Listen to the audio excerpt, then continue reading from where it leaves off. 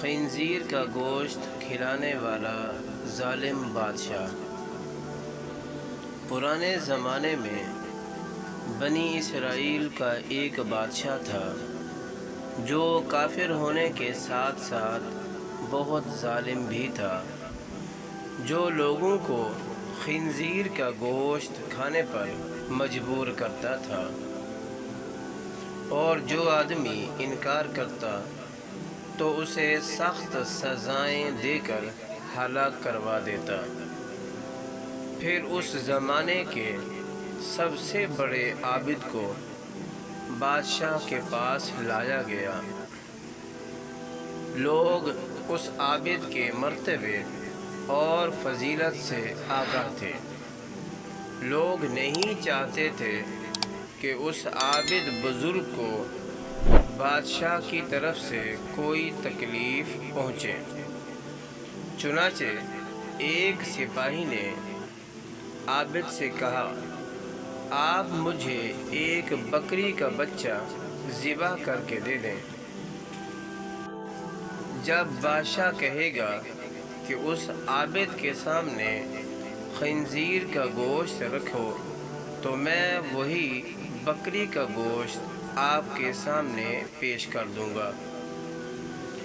بادشاہ یہ سمجھے گا کہ آپ نے اس کی خواہش کے مطابق خنزیر کا گوشت کھا لیا، اور اس طرح آپ بھی ہلاکت سے محفوظ رہیں گے۔ عابد نے بکری کا بچہ ذبح کر کے اس کا گوشت سپاہی کو دے دیا۔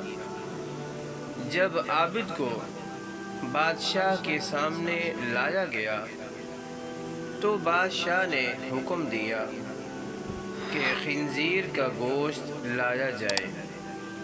منصوبے کے مطابق تو اس سپاہی نے بکری کا گوشت عابد کو پیش کیا۔ بادشاہ نے کہا، میرے سامنے خنزیر کا گوشت کھاؤ۔ عابد نے کہا، میں ہرگز نہیں کھاؤں گا۔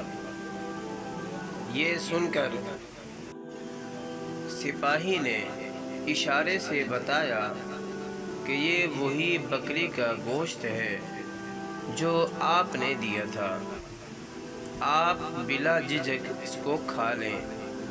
لیکن عابد نے بادشاہ کے سامنے وہ گوشت کھانے سے انکار کر دیا۔ ظالم بادشاہ نے سپاہیوں کو حکم دیا کہ اسے قتل کر دیں۔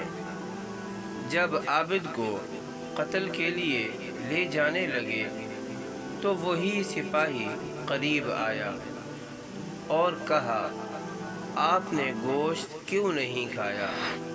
باخدا یہ وہی گوشت تھا جو آپ نے دیا تھا۔